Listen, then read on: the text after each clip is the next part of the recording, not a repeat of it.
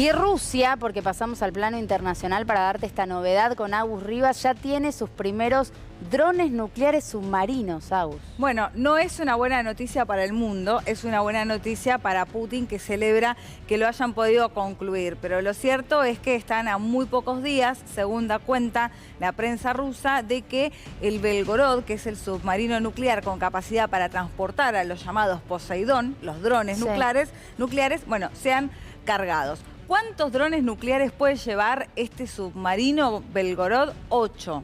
Por lo tanto, estamos diciendo que la capacidad de destrucción es enorme. Para que te des una idea en algunos números, ¿no?, de qué se trata cuando hablamos de Poseidón.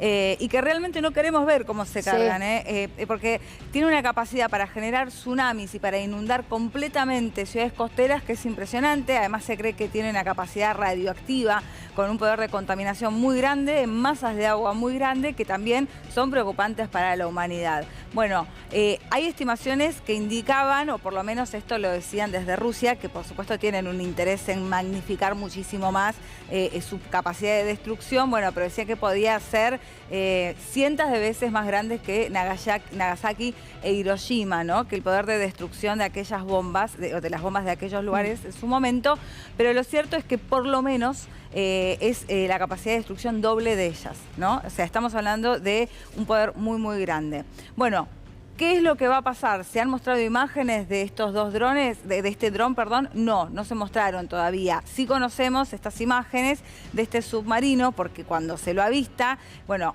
hay mucha gente que queda impávida porque es uno de los submarinos nucleares más grandes del mundo y porque está claro que tiene su capacidad de destrucción, bueno, también en todo lo que hace en este contexto donde nadie quiere incorporar armamento nuclear, ¿no? Sin duda. Gracias, Agus.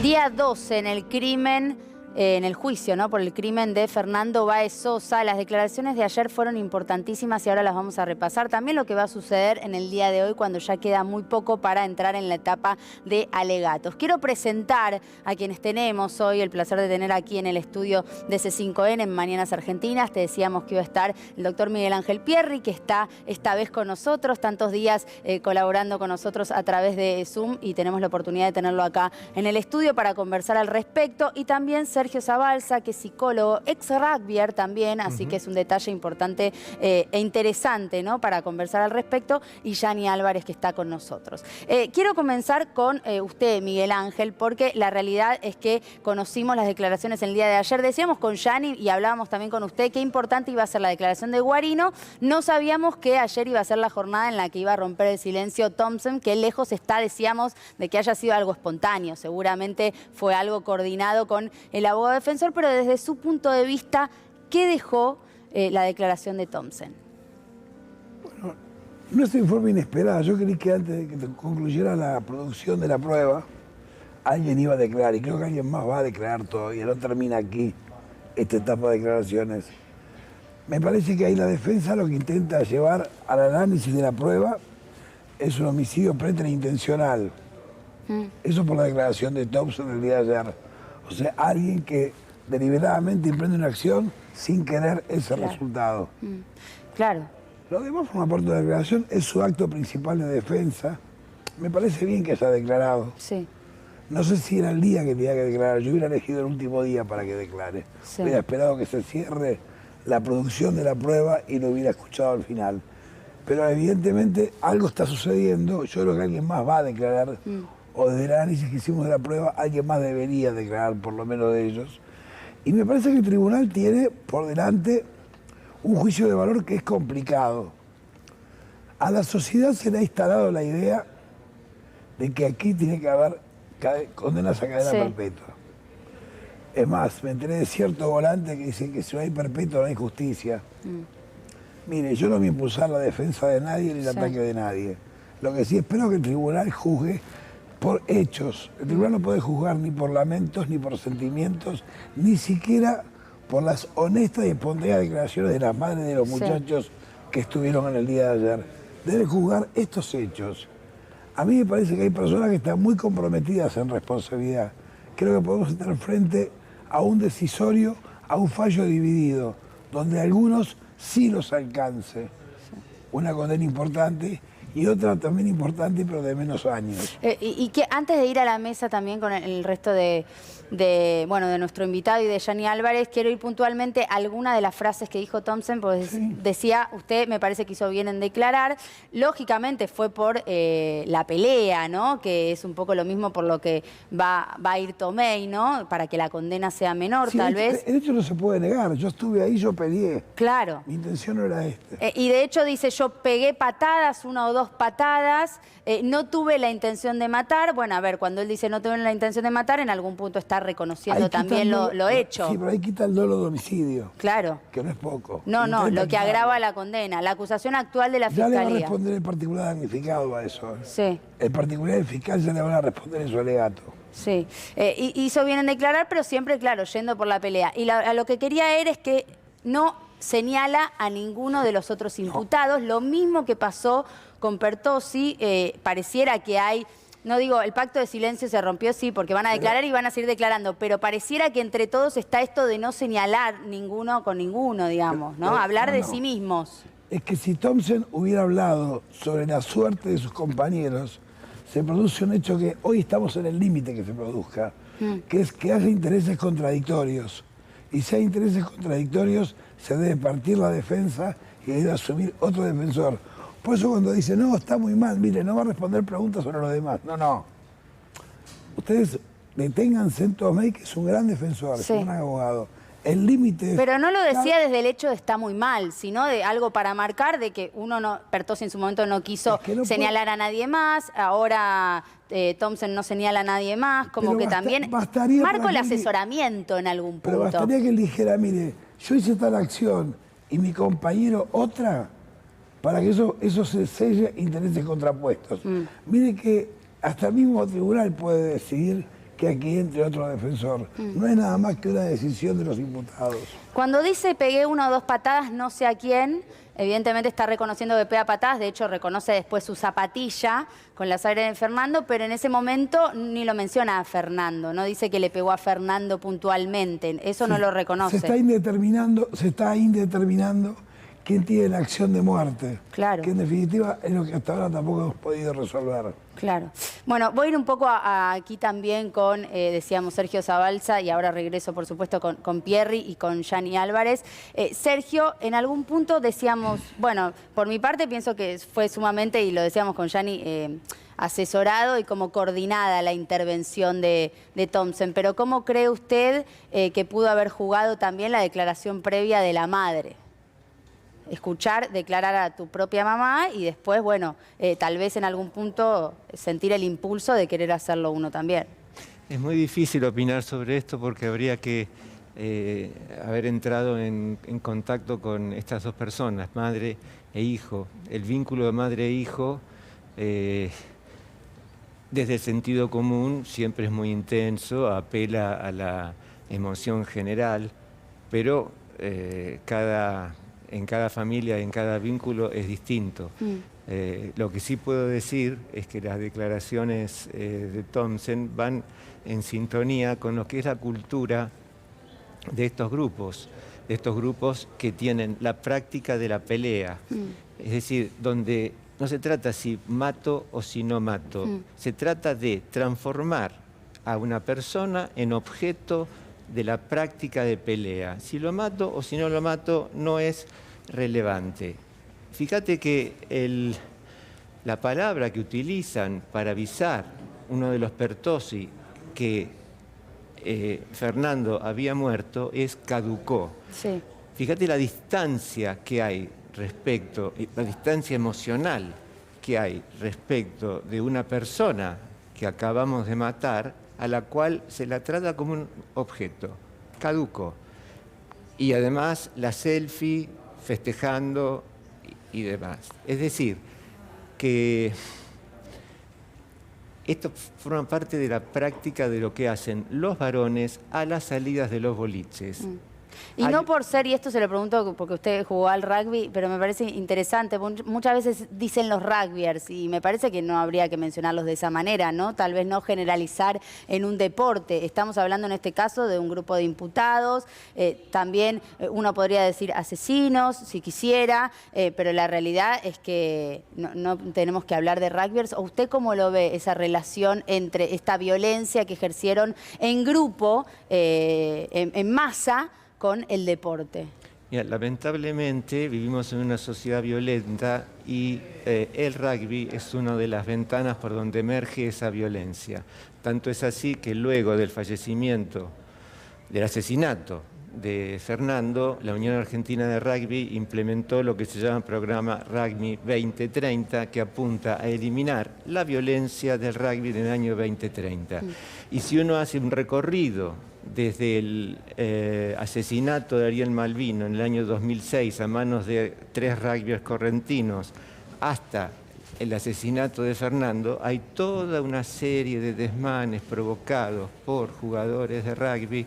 En el año 2016, un grupo de chicos de San Fernando dejó en terapia intensiva a un chico del Club Delta, porque hay rivalidad entre los dos clubes. Esto como mero ejemplo. Esto podría haber terminado en una muerte y lo dejaron en terapia intensiva, tan lejos no estaba. Es decir, que entonces hay... El rugby tiene un amplio, una diversidad muy interesante. Hay clubes que defienden la diversidad sexual, hay clubes integrados por personas que cumplen condena como rehabilitación, hay rugby femenino y también hay bolsones en la comunidad del rugby retrógrados y conservadores que tienen una cultura racista, misógina y patriarcal. Quiero ir a eso y esta última pregunta y voy también un poco con Gianni y después con Pierri.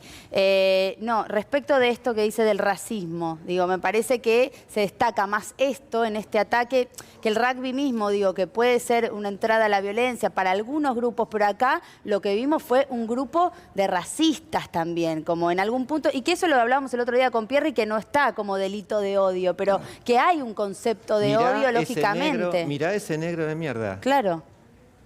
Esto. Es decir, que ahí está la cuestión racista y clasista. Recalco que en el rugby hay muchísima gente maravillosa que hace un trabajo fantástico. Pero por el bien del rugby hay que trabajar, y la Unión Argentina de Rugby aparentemente a través de este programa 2030 se lo ha tomado muy en serio, de poder eliminar que el rugby deje de ser uno de los lugares por donde emerge la violencia social. Hablamos ya un poco de la declaración de Thompson, Gianni, pero también declaró Guarino, hacías vos mucha referencia ayer a esta declaración, y además entregó una carta de disculpas. Así es, ayer yo decía que en algún momento posiblemente se dirija a sus propios amigos, bueno, que ahora ya no tiene un vínculo, hace un año aproximadamente que no hablan, ¿sí?, entre ellos, y esta es la carta que de puño y letra Juan Pedro Guarino le entregó a la familia, en realidad en nombre de Juan Pedro y de su familia. Así yo he contado en varias oportunidades que el papá de Juan Pedro Guarino quiso comunicarse con Graciela y con Silvino ya hace más de un año, que inclusive les ha mandado un mensaje nunca de WhatsApp sin haber tenido respuesta, y esta es la carta para la familia Báez Sosa de Juan Pedro Guarino y familia. El contenido no trascendió aún, es una decisión de Graciela si en algún momento hace trascender esto, pero me parece que tiene que ver un poco con la esencia y lo que intentó decir ayer en ese pedido de disculpas Juan Pedro Guarino, como dijo, ¿no? Quise hacerlo desde ahora que estoy afuera, ¿sí?, para que se sientan que realmente son sinceras.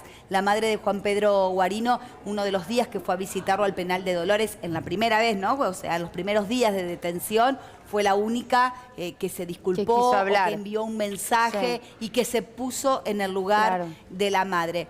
Quiero decirle algo a Pierri, que decías que quizás vos hubieses elegido el último día para declarar.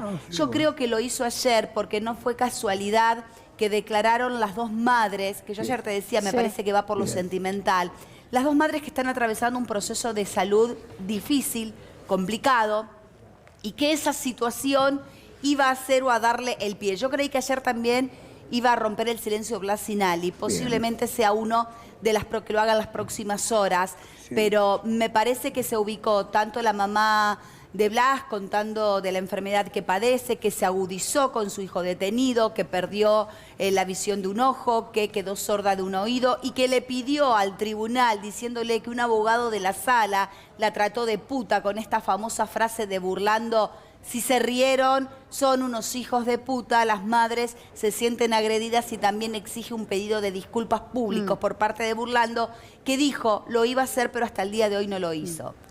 Pierre, ¿usted qué cree de eso que plantea Yanni? Si efectivamente impulsó la declaración ayer de Thompson, el escuchar a la madre, si estaba tal vez pautado para otro día, estaba pautada para el día de ayer. Dudas, en el contexto de un juicio oral con una declaración de la mamá, en ese estado sí, me parece oportuno que haya declarado. Entonces puedo pensar que no declaró Sinali, coincido que Sinali es el que debería declarar, debería de nuestra óptica, ¿no? Quiero volver a... Pero, perdón, sí. que Sinali no declaró ayer es porque no dieron los tiempos, Sí. me parece, ¿no? De hecho, nos dice Nico pero Munafó puede declarar en el día que de en hoy este también. momento ya está reunido Tomei con los imputados. Cuando Tomei se Claro. reúne, cuando se reunió en la cárcel, rompió el silencio Pertossi. Pertossi. Como el Después día se reunió domingo. con Thompson. Exactamente. Como el Y día que ahora está domingo. reunido con todos de Como el día nuevo. domingo que hubo una gran reunión. Claro, claro.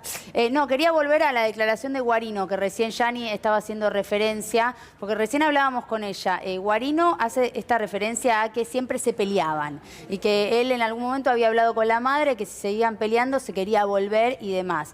De las distintas interpretaciones que puede haber por ambas partes en ese sentido, porque uno puede decir por parte de la querella, bueno, efectivamente siempre se peleaban, mirá qué violentos que eran este grupo, y por el otro lado, cree que la defensa puede tomarlo por el lado de, evidentemente no había intención, porque era algo que ellos hacían habitualmente. Desde mi experiencia, en 74 juicios orales por homicidio y 100 y pico orales, me parece que la premeditación que están buscando todavía no se dio.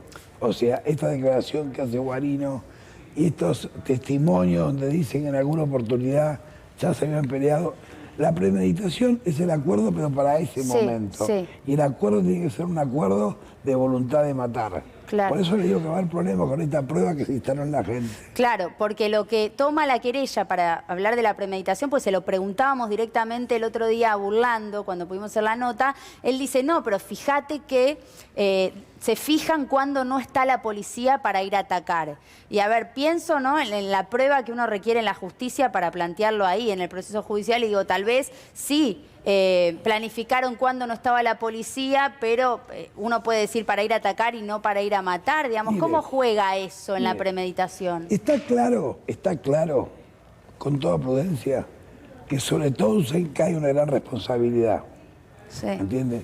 Si usted me quiere decir que la señal que hace Thompson en el boliche, Sí. cuando le dice te voy a matar o eso, algún juez lo puede tomar como acuerdo de voluntad para matar, a mí me parece que no alcanza. Si eso no alcanza, que es la manifestación más clara, usted me tiene que probar el acuerdo de los 8. Por eso insisto que aquí va a haber sentencias repartidas, va a haber condenas, que en esa sala están los autores que mataron a Fernando, no tenga duda. Y con ese, el tema es con qué calificación se encontró la muerte. Después todos estos testimonios, Ventura que declaró, por qué lo señalaron a Ventura, por qué le hicieron creer al fiscal Mercury que Ventura era importante y que lo fueron a buscar. Bueno, mire, eso ya se juzgó, Ventura está fuera de la causa. Acá importa, ahora para cerrar, si hay acuerdo de todos. A mí me parece que no alcanza a todos. Otro tema, va a ver cómo define el tribunal el agravante de la alevosía. Sí. ¿Cómo define, cómo hace su juicio de valor? ¿Cómo lo centra en la sentencia? Por eso es muy importante que ustedes logren, que todos logremos, que estos alegatos se transmitan. Sí. Es importante ver cómo la fiscalía, que es el ente acusador, el particular y la defensa presentan su caso y después cómo resuelve el tribunal. Para mí es esencial que la ciudadanía pueda ver para que, a ver qué aporte nos deja esta causa en la vida de Facundo, ¿no? Eso sin duda, porque además, nada, la sociedad tiene muy arraigado este caso desde el primer momento y estaría muy bueno que eso se A la pueda sociedad ver de le manera dijeron, pública. aquí va a haber pena, va a haber Perpetua. perpetua. Sí. Para 8. Para Sí, 8. sí. Entonces ahora tenemos que explicar a la sociedad cómo cada uno presenta su juicio y que estos 3 señores, que son los jueces de la democracia, independientes y con un juicio de valor, que no hay que salga ni de la escuela alemana, ni de la autoridad funcional. Bueno, ahora hay que valorar la prueba. Claro. Y yo como ciudadano quiero saber cómo se administra justicia y quiero ver cómo lo van a resolver. A mí la justicia por linchamiento no me va, particularmente a mí no me va. Yo quiero ver, aquí hay responsables, Sí. no quiero que nadie se vaya caminando esta sala o en libertad, Sí. pero que es una pena justa. Sergio, quiero ir un minuto también a la parte psicológica porque recién hablamos de la intención o no de matar.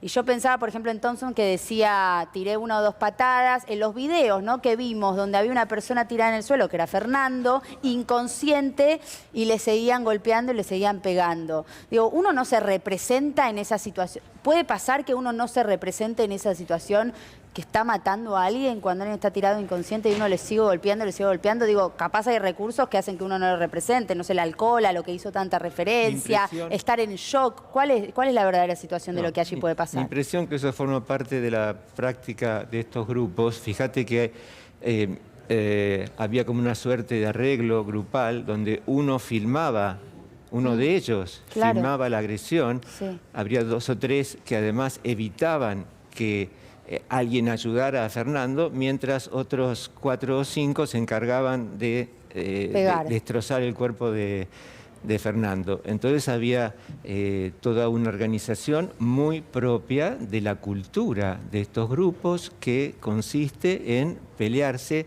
a la salida del boliche. Algo que viene ya desde mucho tiempo atrás entre los propios de los varones, que es decir, te espero en la esquina. El te espero en la esquina se trasladó a lo largo de las décadas a la salida del boliche. Y en la salida del boliche hay que demostrar cuán macho sos. ¿Qué es lo que une? ¿Qué es lo que le brinda cohesión a este grupo desde el punto de vista psicológico? Es demostrarle a mis compañeros que yo soy muy macho. ¿Sí? Esta es la cuestión. Lo que está detrás de esto es la homofobia. Sí. Homofobia, es decir, voy a demostrar que soy... ¿Por qué tengo que demostrar que soy tan macho? Porque hay una atracción homosexual entre ese grupo de varones. Lo mismo sucede en las violaciones por manada. ¿Qué es lo que brinda esa cohesión? Demostrarle al otro, mirá qué macho que soy, entonces someto a una mujer. Lo que se esconde de eso es la homofobia, en virtud de la atracción homosexual de ese grupo de varones. Esto es lo que le brinda cohesión a este grupo, que tiene la práctica de elegir una persona, transformarla en objeto y destrozarla. 1 año atrás del asesinato de Fernando, en la ciudad de Zárate, 2 de estos personajes le desfiguraron el rostro a un chico que quedó tan impactado que no quiso hacer la denuncia. Sí. Y hay toda una serie muy larga de situaciones a la salida del boliche. Me parece que... Un segundo, Sergio, Sí, que sí, sí. nos llaman urgente desde Dolores. Nico. Sí, aquí está entrando la madre de Blasinal y también la madre de los Pertossi, bueno, que son primos. Bueno, igual que ayer, sin hablar, tengamos en cuenta de que en este caso ayer la madre de Blasinali fue una de las personas bueno, que ha hablado, y en este caso la madre también de Ciro Pertossi, de Lucas Pertossi, que está ingresando también a la sala, claro, Luciano, y que no están hablando. Pero bueno, allí están ingresando entonces como cada mañana. Ahora está viniendo en este caso la madre de Blasinali, que no vino las audiencias anteriores, teniendo en cuenta de que ayer declaró, fue testigo y por eso no podía presenciar. Ahora sí, porque ya lo ha hecho y va a estar presente. Hoy recordemos que declara el padre de Matías Benicelli, también la madre de Enzo Comelli, la madre de Ayrton Violás y el padre de Ciro y de Luciano Pertossi, que es el padre también de Emilia Pertossi, que es quien asiste a Tomei, ¿no?, el abogado de los Ravier. Hay un parentesco más allá de la amistad, hay un parentesco que entrelaza a casi todas las familias de los acusados. Bueno, así ingresan, Yani. Sí, que es importante la declaración de hoy de estos padres, las madres que van a declarar, y atención, porque hoy rompe el silencio, 1 o 2 rugbyer. En estos momentos que está reunido Hugo Tomé, con ellos están viendo y asesorándolos acerca de cómo se desarrolle la audiencia. Depende cómo avance la audiencia y las declaraciones de cada uno de los padres. En ese momento se decide si es 1 o 2 que van a hablar. En principio hoy. ¿Es hoy o es mañana? Claro. Pero en principio al menos uno más hoy va a hablar. Van a escuchar a los padres. Posiblemente alguno de los padres lleve la declaración por el lado de las pericias ambientales que hizo en su momento el servicio penitenciario en cada uno de sus domicilios cuando se solicitó que fue rechazada la prisión domiciliaria para que esperen el juicio en sus casas y esto fue rechazado. Atención porque hoy va a ser posiblemente una jornada también larga como la de ayer, aunque si Burlando llega más temprano posiblemente pueda terminar antes, pero si alguno declara se puede extender mucho más. Sí, lo escuchamos. Quería agregar algo en consonancia con lo que decía Miguel Ángel, el doctor Pierri, respecto de, yo tampoco creo en los linchamientos judiciales, sí creo que tiene que haber un antes y un después en la cultura de la salida del boliche a partir de este hecho tan trágico, de manera que incluso en el hábito y el protocolo que tienen que cumplir los patobicas no puede terminar, bueno, los saco afuera y se acabó. Algo tiene que haber para que a la salida del boliche se preserve una convivencia razonable, porque no solo se honra la memoria de Fernando. ¿Está bien? De Fernando, Sí. con una sanción legal, sino también con que esto nunca más vuelva a suceder. Discúlpame. No, está bien. Es lo está que bien. decíamos, ¿no? De una ley, de un comportamiento que sea sancionado. El intento de homicidio en la puerta de un boliche, o sea, la pelea fuera del boliche, me parece, lo hablábamos el otro día con Pierri, Se que tipifique, tiene que ¿no? cambiar algo, tiene que cambiar algo. No pueden Sí. seguir muriendo pibes o quedando en terapia intensiva en un hospital por las piñas y las peleas en Bueno, la puerta pero de esto es los lo que boliches. estábamos hablando y es entendible que lo ponga así a Sergio porque es lo que estábamos hablando de que algo tiene que dejarnos como sociedad, doctor, ¿no? Esto, digamos, una jurisprudencia. Bueno, quizás- Si no, Fernandos hay muchos y los va a seguir habiendo. Fernando hay todos los días, pero Sí. por ahí Janina, que conoce más el lugar, por ahí tiene algunas respuestas más por saber por qué sucedió esto. Sí. ¿Esto era evitable? Me parece que sí que era evitable. Si se hubieran tomado medidas en otro momento, Janina, si por ahí se hubieran encontrado respuesta a otras actitudes. Pero insisto, este tribunal lo que nos tiene que dejar es un fallo justo. Un fallo que nos dé respuesta a todos.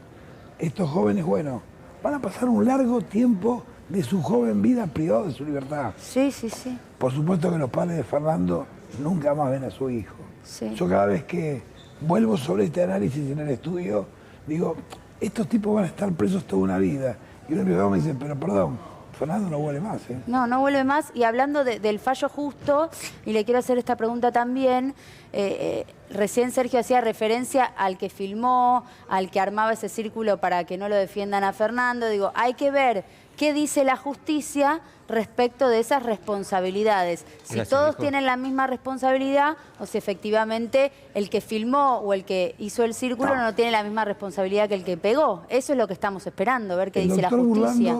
El doctor Burlando, me acuerdo de la primera entrevista que tuvimos aquí una mañana y algunas que tuvo Yanni, fue muy claro. Para él, quienes formaban parte del círculo impedían la asistencia. O sea, si los que hicieron el círculo impidieron la ayuda, son coautores. Claro. Por eso es importante ver qué lectura hace el Y tribunal. eso es lo que está diciendo El la tribunal por tiene eso dos hay que ver qué lecturas dice la Filmando, justicia. si yo estoy filmando, el hecho principal se produce igual. Usted no me puede poner como un Sí, coautor. sí. Entonces, si yo estoy parado y no impido que otra ayuda, Sí. no me puede alcanzar la misma responsabilidad, por más que usted diga, ¿y por qué no hizo algo? No, pero no me alcanza porque no tengo voluntad de dolo. El tema está que el particular está claro que va a ir por esa figura, va a decir, impidieron que ayuden. La fiscalía también. Vamos a ver cómo valora el tribunal. Claro. Bueno, Ahí te tiene un muestro. hombre que es el juez Lázaro, Sí. que ha escrito bastante sobre el tema. Vamos a ver si lo que escribió en sus fallos y resoluciones, hoy lo llevan a sentencia. Y hay, Sí, Yani. perdón, no, ¿hay antecedentes, Mel, hay precedentes de un caso similar o de jóvenes de 20 años condenados a perpetua? La chica Galarza de Entre Ríos, que es muy joven, con una condena perpetua. Yo tuve una condena con un señor de 24 años, que también es joven, pero en este promedio de edad no. En un conjunto de 8 jamás. Sí hemos tenido condenas por narcotráfico y otras cuestiones, delitos distintos, ¿no? Donde hay organización y demás, pero no. Por eso tiene que ser un fallo muy detenido, un fallo justo. A ver, un familiar me dice, acá hace falta una sentencia ejemplar. No, ejemplar no, es una sentencia justa. Bueno, justa y que genere algo en el futuro, ojalá, ¿no? Es lo que todos deseamos, digo, que genere cierta jurisprudencia y que marque algo como sociedad para ver qué puede pasar de acá en adelante con el resto de las situaciones que se dan siempre en las salidas de los boliches. Pero nosotros nos tiene que avergonzar esto que pasó. Sí. Esto nos tiene que avergonzar a todos, a vos, a mí, a todos. Esto es terrible. Jurisprudencia seguro. Se agarra un fallo, se lo archiva, yo lo cito la semana que viene. Eso no cambia la realidad. Sí. A ver, la condena no cambia la realidad. Lo que cambia la realidad es el análisis de qué nos pasó con estos muchachos. Esta semana tuvimos casos de violencia en Santiago del Estero, en Cañuelas. En Entre Ríos. Nada. Tenemos un problema serio de violencia, como dice el doctor, un serio problema de violencia social. Sí, esto es importantísimo, porque si no, el riesgo que corremos es encerrar un hecho trágico como este en la locura, entre comillas, de 8 tipos, cuando esto es propio de toda una cultura muy violenta. Exactamente, coincido. Bueno, la cultura donde se peleaban en Zárate, por ejemplo, y se festejaba por un grupo, donde volvían a sus casas y nada hubiese pasado. Yo no sé si todos los padres, cuando llega tu hijo con una remera manchada de sangre o con una, no digo en este caso, en cualquier pelea, no le decís nada, cómo reaccionás, qué se genera desde el entorno, desde la familia, para educar, ¿no? Me parece que pasa como en otros ámbitos también. Comienza en casa y lamentablemente me parece que estamos en un momento donde alguien tiene que legalizar o darle una situación a esta no sé cómo decirlo, de violencia inusitada todos los días, porque todos los días pasan cosas en las puertas de los boliches. En La Quiaca, en Ushuaia, en el conurbano bonaerense y en el interior del país. Pasa en todos lados. Estos últimos 4 días tuvimos Cañuela, tuvimos Entre Ríos, tuvimos Córdoba, por nombrar algunos casos, Santiago del Estero. Entonces pasa. La muerte, el asesinato de Fernando Báez Sosa fue prácticamente transmitido en vivo. No en todos los casos hay teléfonos celulares y 20 cámaras que pueden grabar la secuencia y lo que pasó. Esto es muy importante porque el sentido común dice, bien, si está el patíbulo allí esperándote, eso te disuade de cometer el asesinato. Claro. No, desde el punto de vista psicológico, el tener el patíbulo, el castigo ahí, genera una sensación de desafío por parte del victimario. La intervención de los celulares en el episodio del asesinato de Fernando incentiva la agresión. Incentiva la agresión. Esto es un punto de vista eminentemente psicoanalítico, quizás no coincide con el punto de vista jurídico, como que el mero castigo disuade de la acción, pero es al revés. Todos esos celulares, porque esto incentiva la violencia hoy en los jóvenes. El hecho de mostrar... No, se entiende lo que usted está diciendo, que lo del filmar que incentiva a más violencia. Exactamente. Desde lo jurídico lo que está diciendo el doctor es que no lo justifica como coautor, ¿no? El hecho de estar filmando, pero sí evidentemente incentiva y además incentiva al violento, que se siente filmado y por eso se siente más canchero y por eso lo demuestra. Qué tan macho es y que esto se vea. Exactamente. Mire, la sentencia sirve si después cuando el individuo va detenido, la cárcel cumple esa función que le demandamos desde la Constitución, de que se resocialice, y hasta ahora no se cumple. Segundo, poco usted va a lograr, y no vengo a hacer política, poco usted va a lograr, o poco le puedo exigir yo a estos muchachos, cuando acá hubo funcionarios públicos, ministros que decían, mire, el que se quiera armar, que se arme. Bueno, si ustedes están diciendo desde el poder, si usted quiere agarrar un arma, ármese y salga y tire. Y no, Mire, y sí. la línea que usted está No es el bajando- mensaje. Bueno, entonces después no me diga que la sociedad es violenta. Por eso todo este replanteo tenemos que hacerlo seriamente. Estos jueces van a interpretar la prueba, van a dictar un fallo y el conjunto social avergonzado tiene que empezar a curarse y corregirse. Acá estamos pagando las consecuencias de años de desencuentro. Sí. Una justicia sospechada de corrupción. La justicia es un valor. Lo que es malo es el servicio de justicia a algunos individuos que están en la justicia. Fernando tiene que servir para ver Sí. si nos animamos y hacemos el cambio, ellos. Ayer, bueno, comenzamos toda esta charla y este debate que tan válido, ¿no? Es en este momento hablando de la declaración de Thompson. Al respecto habló burlando, ¿no? Después de escucharlo en la audiencia y esto decía, mirá. Nadie en ningún momento vio que alguien, pero ni siquiera, pero lo toque a Thompson. Nadie.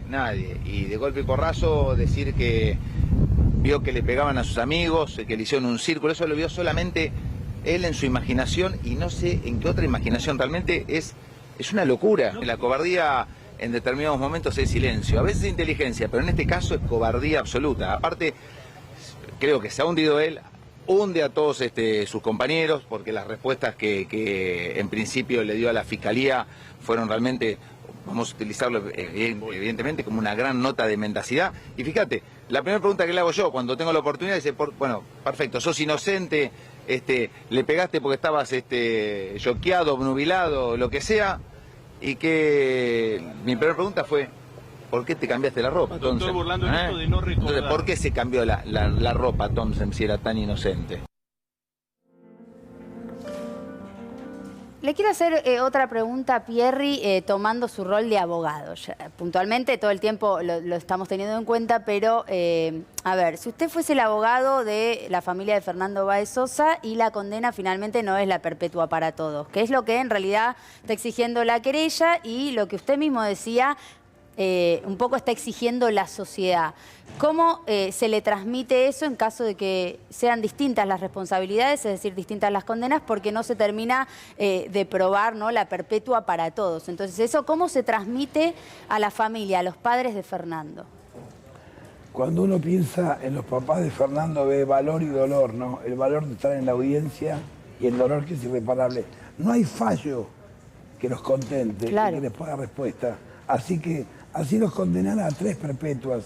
Esto no se repara con nada, ni con la reparación civil, con nada. Bueno, ellos están presentes, van en el día a día de la audiencia. Tienen un excelente abogado que es Fernando Burlando, que les puede explicar las idas y vueltas que tiene un proceso. Como dijo el doctor Tomei, este proceso es dinámico, lo decimos siempre los penalistas nosotros. Arranca de una manera y se dinamiza.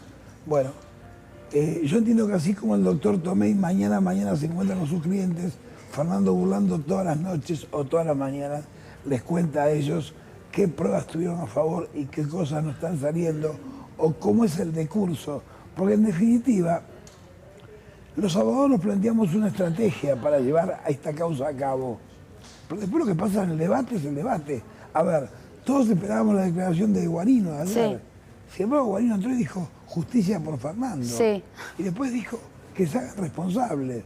Y ese era alguien que estuvo también allí en el círculo. Entonces, ¿cómo le puedo explicar a los padres de Fernando? Si el fallo es un fallo íntegro, que explica toda la prueba que se produjo, y les explica a los padres de Fernando que el fiscal llevó esta calificación, pero que ellos por esto, ven que tal y cual responde de tal manera, ellos van a quedar, no sé si la palabra es conforme, van a quedar en silencio respetuoso, pero esto no lo repara nada. Mire. Claro. Yo no quisiera ser ni el juez de esta causa, no quisiera ser el juez de esta causa. Insisto, yo tuve contacto con la familia de Blasinari, yo lo puedo decir. Sí. No Sí. quise ser abogado en esta causa. No quiso. No quise. ¿Por qué? ¿Por qué no?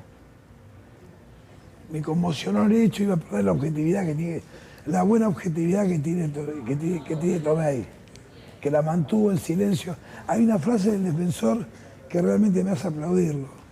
Yo guardo silencio y voy a hablar en el tribunal. Y eso lo rescato. Eso lo rescato y él cumple con un trabajo, con una función. ¿Usted cree que el doctor Tomei por ventura está contento con lo que pasa y le dice, bien muchachos, bien por lo que hicieron? No. Él cumple una labor técnica. Ahora, ¿cómo le explico a los padres de Fernando? No hay explicación. Perder un hijo no tiene nombre, Claro. lo decimos siempre. Sí. Sergio, quiero ir a esto también, aprovechando lo que está diciendo Pierri. No hay consuelo, por más de que haya perpetua para todos. ¿Qué estará diciendo la cabeza de los padres de Fernando? No, por supuesto. Lo que puede ayudar una sentencia justa es elaborar un duelo, un duelo que reporta un trabajo enorme, pero ese hueco queda para siempre. La resonancia social que puede tener un crimen como este puede ayudar a estos padres a elaborar ese duelo. Sí, exactamente. Yani, bueno, hoy decíamos un día clave, nos mostraba en vivo Nicolás Munafó cómo iban ingresando algunos de los padres de los imputados porque van a seguir las declaraciones, pero quiero reiterar el dato que nos dabas hace un ratito, que hoy al menos uno más de los imputados o dos más pueden romper el silencio. Sí, exactamente, y los padres que van a declarar hoy es madre o padre de Matías Benicelli, la mamá. El papá de Ayrton Violás va a declarar Mauro Pertossi, que es el padre de Ciro y de Luciano Pertossi. En principio son ellos, además de peritos también. Y es el segundo día donde está activa la defensa, son los peritos de parte, inclusive quienes estuvieron también en las pericias psicológicas, que poco se habló en su momento, pericias que fueron postergadas por la pandemia. Atención con el tema de las pericias psicológicas. Otro punto importante para hoy, uno o dos de los detenidos que todavía no rompieron el silencio, de los 8, ya hablaron 2, pueden hablar en la jornada. Nos quedamos con eso y cerramos con usted, Pierri, a tan solo un día de mañana, que ya se cumplen 3 años del asesinato de Fernando. Hay actividad, lo confirmó Nicolás Munafó desde Dolores, más corta, con declaraciones de perito, porque en principio iban a declarar los sobreseídos el miércoles. Se cambiaron de día. Perdón que interrumpa. Sí. Hay información muy importante de quiénes son los peritos de la pericia médica. Exactamente. Son los que van a Ayúdame declarar si recordás mañana. el nombre que te dije, pero son integrantes, Pressman. los peritos, los peritos científicos, digamos, los Según peritos, Pressman. exactamente, que integraron, fueron contratados por la jueza Arroyo Bien. Salgado en las pericias de Nisman. Así que Cuidado mañana porque sí habrá va a ser corta. central eso, ¿eh? Bien, audiencia corta en el día que se cumplen 3 años del asesinato de Fernando. Gracias, Pierri. A ustedes. Gracias, Sergio. Gracias, Yani. Hemos llegado al final de Mañanas Argentinas. Los reencuentro mañana a las 6:30 como cada mañana. ¿Saben quién volvió para hacer turno mañana? Nada